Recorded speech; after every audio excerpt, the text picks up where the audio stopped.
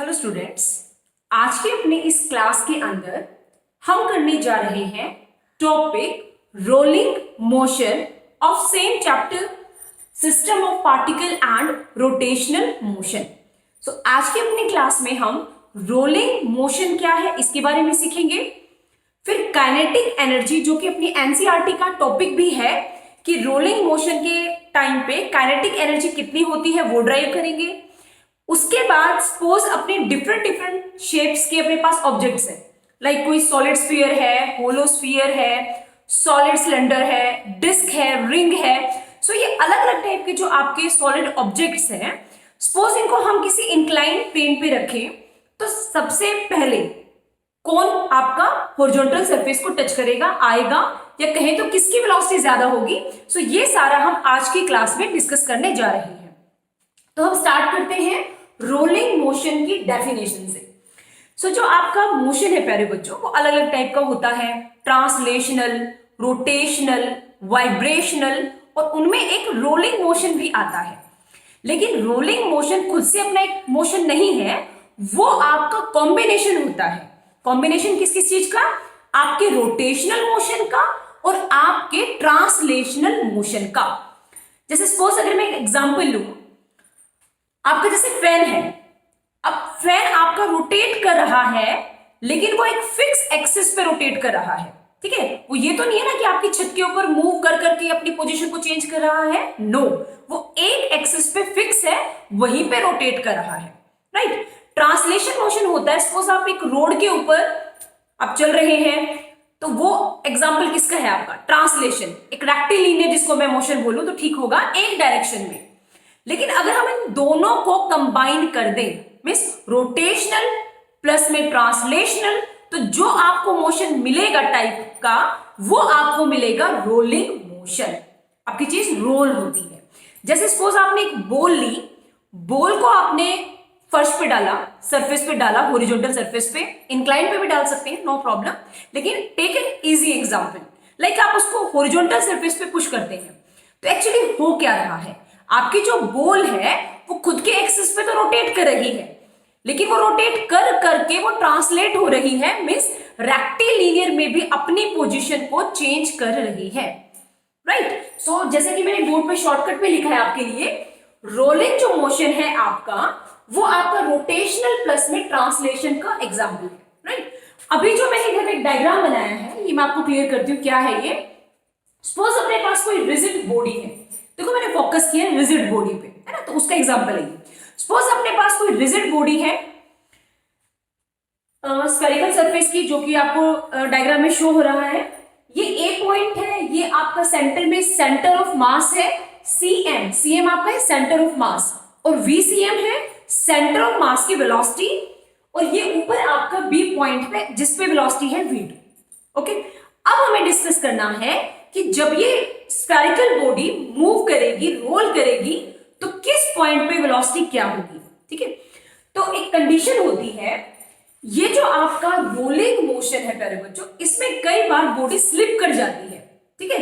तो rolling motion की जब आप डेफिनेशन किसी भी बुक से पढ़ेंगे ना, तो उसमें हमेशा इस रोलिंग मोशन के ब्रैकेट में ये मिलेगा आपको विदाउट स्लिपिंग, स्लिप नहीं होना है ना। और स्लिप ना होने की कंडीशन क्या है कि आपकी अगर बॉडी एक पॉइंट पे जो पार्टिकल्स है वो अगर रेस्ट पे है, राइट, और बाकी जो आपकी पूरी सरफेस है, आउटर सरफेस जिसको मैं बोलूं, वहां पे अगर आपकी जो वेलोसिटी है वो आपकी क्या है, ओमेगा आर, तभी ये बॉडी विदाउट स्लिपिंग या विदाउट स्लिप हुए ये आपकी मूव करेगी। ये कंडीशन है इसकी। क्या कंडीशन है कि अगर सपोज आपके पास ये एक ऐसा पॉइंट है एक स्फेरिकल बॉडी का, मतलब एक स्फेरिकल कोई आपके पास रिजिड बॉडी है जो हॉरिजॉन्टल सरफेस का टच है, ठीक है, तो ए पॉइंट पे पार्टिकल्स की वेलोसिटी 0, लेकिन with respect to centre of mass. आपको इस बात पे भी फोकस करना है कि किसके रिस्पेक्ट में बता रहे हैं हम, 0 होती है with respect to centre of mass. अब बी पॉइंट पे वेलोसिटी कितनी होगी वो हमें फाइंड आउट करनी है सपोज। तो एक सिंपल सा तरीका है, आपको क्या लिखना है, जब आप बी पे फाइंड आउट करेंगे तो बी पॉइंट पे जो खुद की वेलोसिटी है वो ओमेगा आर है, और एक सेंटर के रिस्पेक्ट में देखेंगे तो वो भी ओमेगा आर है। कहने का मतलब अगर आप बी पॉइंट पे देखना चाहते हो प्यारे बच्चों, तो जो वेलोसिटी होगी बी पॉइंट पे वो आपकी डबल होगी किससे, जो सेंटर ऑफ मास पे है।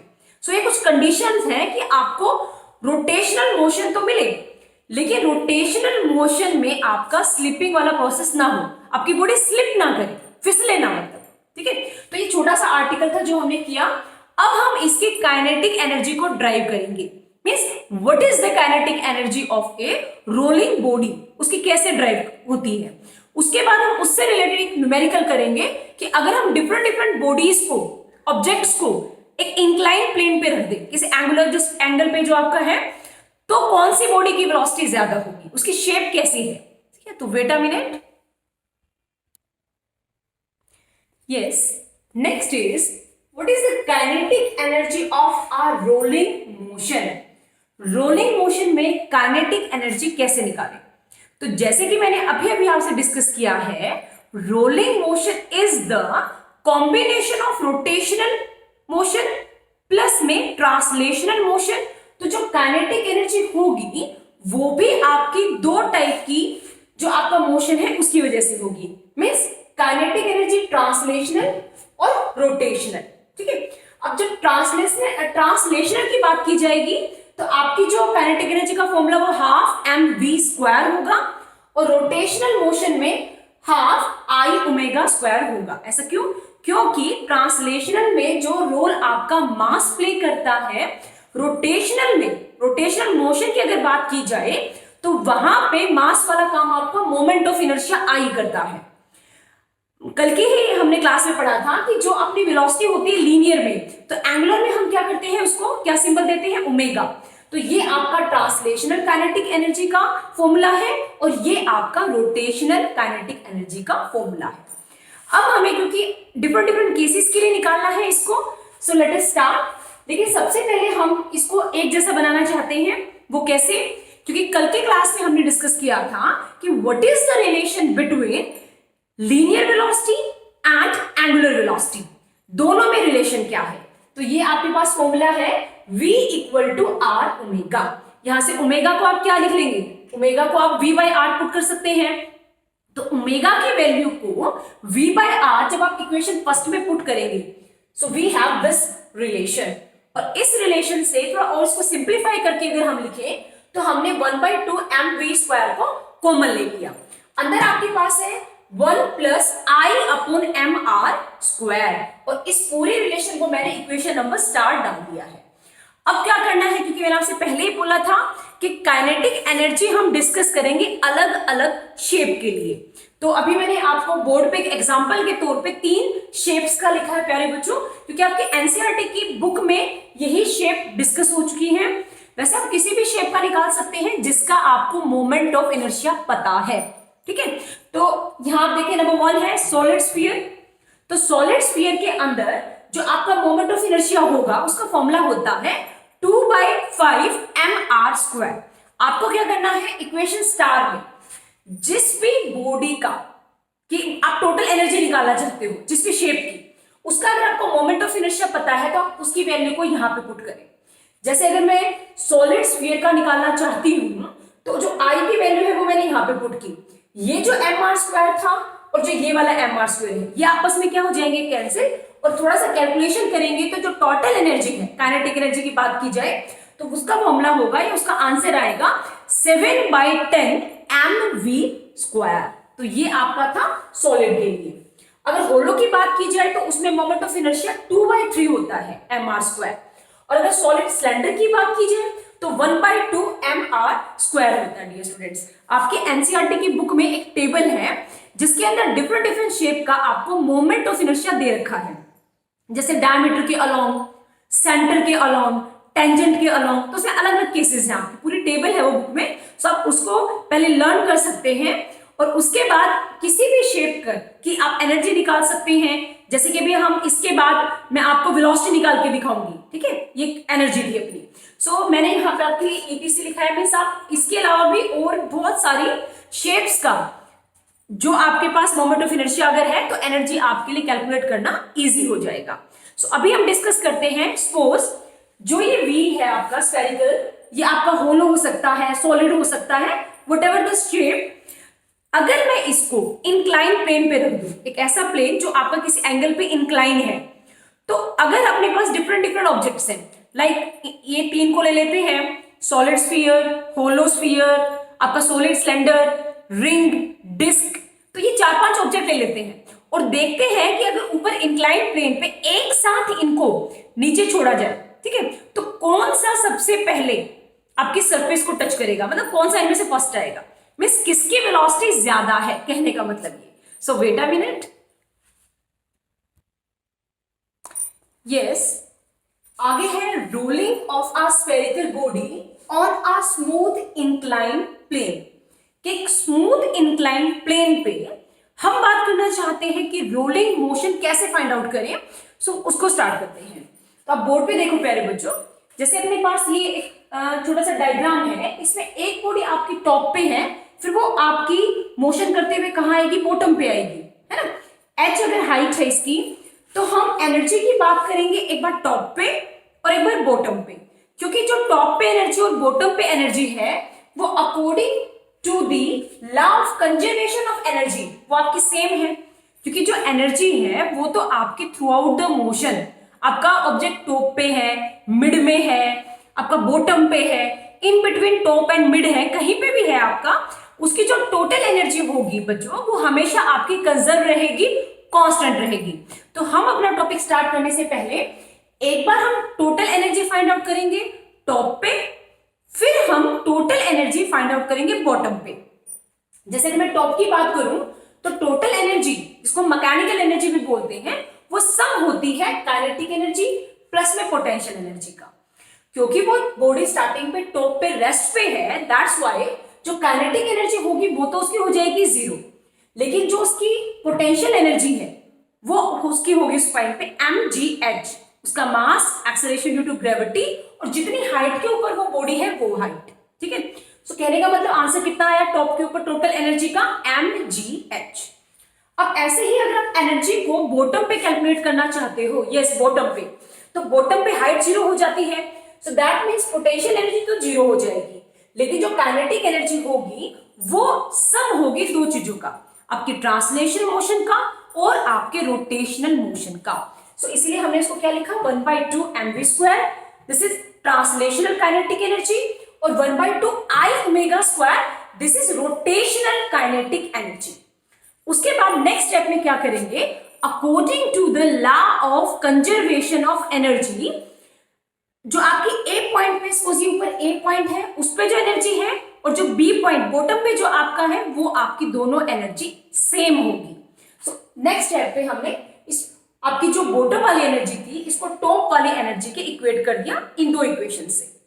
नेक्स्ट स्टेप पे आप यहाँ पे देखिए, जैसे अभी हमने पीछे वाले काइनेटिक एनर्जी में भी किया था, ये जो ओमेगा स्क्वायर है इसकी वैल्यू हम v²/r² पुट कर सकते हैं। अभी हम पीछे भी डिस्कस किया था, because v equal to r omega, there is a relation between linear kinetic energy and linear velocity and angular velocity, because v equal to r omega, वहां से अगर हम ओमेगा निकालें तो वो हमारे पास v/r होगा, लेकिन हमें तो ओमेगा का स्क्वायर चाहिए है, सो हम क्या रख देंगे, v²/r²। तो हमने यहाँ पे वैल्यू पुट की। नेक्स्ट स्टेप में 1/2 mv² को कॉमन लिया तो अपने पास ये आ जाएगा। मेन हमारा मोटो क्या है, हम निकालना क्या चाहते हैं, हम ये निकालना चाहते हैं कि फाइनली वेलोसिटी के लिए कोई रिलेशन आ जाए। सो हमें क्या करना है, इस पूरे एक्सप्रेशन में v को एक साइड रखना है, बाकी सारी टर्म्स को सेकंड साइड करना है। तो आप एक बार देखिए, m ये आपके यहाँ पे कैंसिल हो जाएंगे, ठीक है। ये जो 2 डिवाइड में था ये इधर जाके gh के साथ मल्टीप्लाई हो जाएगा, तो आपका 2gh, ये v² के साथ ही ब्रैकेट वाला कंपोनेंट मल्टीप्लाई में था, तो नेक्स्ट साइड आके ये आपका डिवाइड में हो जाएगा।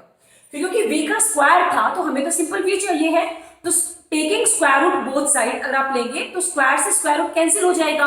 So v is equal to, जो आपका फाइनल आंसर आएगा वेलोसिटी का, वो आएगा under the root 2gh upon 1 plus I upon mr²। तो ये आपकी finally speed of rolling spherical body आ गई है at the bottom of the incline plane, right. So अब हमारा आगे का आर्टिकल स्टार्ट होता है, जो कि मैंने आपको पहले भी बोला था। अब हम इस हाइट से डिफरेंट डिफरेंट शेप के ऑब्जेक्ट्स को क्या करेंगे, रोल करवाएंगे। तो ये देखेंगे कि किसकी वेलोसिटी आपकी ज्यादा होती है। So wait a minute. Yes, अगर स्पेशल केस में अगर हम देखें डिफरेंट डिफरेंट ऑब्जेक्ट का, like solid sphere, hollow sphere, solid cylinder, solid circular disc और लास्ट में आपकी रिंग। तो अपने पास ये 5 एग्जांपल्स हैं। इनके लिए आपको इन सबका मोमेंट ऑफ इनर्शिया लर्न करना पड़ेगा प्यारे बच्चों। तो आप इनके मोमेंट ऑफ इनर्शिया को एक बार ऑब्जर्व करें। जो आई है आपका सॉलिड स्फीयर के लिए 2/5 mr² होता है, होलो के लिए 2/3, सिलेंडर के लिए 1/2 mr², डिस्क के लिए 1/2 mr² और रिंग के लिए mr²। ये डिफरेंट डिफरेंट होते हैं प्यारे बच्चों। जैसे मैंने आपको पहले भी बताया कि अगर हम डायमीटर के लोग निकालेंगे, सेंटर के लोग निकालेंगे, टेंजेंट के लोग निकालेंगे, तो इनकी वैल्यू भी आपकी इन केस के लिए अलग अलग हो सकती है, राइट। तो ये पर्टिकुलर केस के लिए हैं, सारे डायमीटर के लोग हैं ये। तो इसके बाद अगर आप जो अभी हमने v का फॉर्मूला ड्राइव किया था, under the root 2gh upon 1 plus I/mr², वहां पे अगर आप I की वैल्यू को ये पुट करेंगे तो अपने पास ये रिलेशन आएगा। इसको जब सॉल्व करेंगे, मैंने रूट लेके बिल्कुल सिंप्लीफाई करके लिया है, तो आपका आंसर आएगा 1.19। और GH सब में, क्योंकि G सबके लिए कांस्टेंट है, हाइट सबके लिए कांस्टेंट है, तो उसको मैंने कोई वैल्यू नहीं देके वही का वही रखा है। अदरवाइज अगर आपको न्यूमेरिकल के अंदर हाइट भी गिवन है तो बिल्कुल आप एग्जैक्ट निकाल सकते हैं कि what is the velocity of that body, क्योंकि अगर आपके पास h की वैल्यू भी है, g की वैल्यू को आप 9.8 या 10 जो आपको ठीक लगे वो पुट कर सकते हैं। लेकिन हमें करना था, हमें जनरल व्यू देखना था कि डिफरेंट डिफरेंट शेप्स के अंदर किस शेप की वेलोसिटी सबसे ज्यादा होगी। तो आप एक बार बोर्ड पे देखें, मैंने सबका इंडिविजुअल ये आई की वैल्यू को जब आप वेलोसिटी में पुट करेंगे प्यारे बच्चों, तो आपके पास अलग अलग वैल्यू आएंगी। जैसे यहाँ पे 1.19, 1.09, 1.15, 1.15, क्योंकि आपका जो सॉलिड सिलेंडर और जो आपका सॉलिड सर्कुलर डिस्क है, इनका ये मोमेंट ऑफ इनर्शिया एक पर्टिकुलर एक्सिस पे सेम होता है। उसके बाद आपका सबसे यहाँ पे कम रिंग का है। तो अगर बात की जाए, आपके पास बिल्कुल सामने है रिजल्ट, सॉलिड स्फीयर की वेलोसिटी सबसे ज्यादा, तो सबसे पहले इंक्लाइन प्लेन से मूव करता हुआ आपका नीचे आएगा। सो आई होप आपको ये जो है मैंने आपको एग्जांपल लेके बताया, ये आपको क्लियर है। आज की क्लास में मैंने आपको कंप्लीट रोलिंग मोशन को बताया है। एनसीईआरटी की बुक में जो आपका ये लास्ट टॉपिक है प्यारे बच्चों, इसका एक एग्जांपल भी गिवन है एनसीईआरटी की बुक में, प्लीज आप उसको सोल्व करना। और उसके बाद एनसीईआरटी की जो एक्सरसाइज आपकी होती है उसके अंदर भी अगर कोई आपका रोलिंग मोशन का क्वेश्चन है तो वो भी आप सोल्व करके देखना कि आपसे वो हो पाता है कि नहीं हो पाता। So thank you students, thanks a lot, bye बच्चों।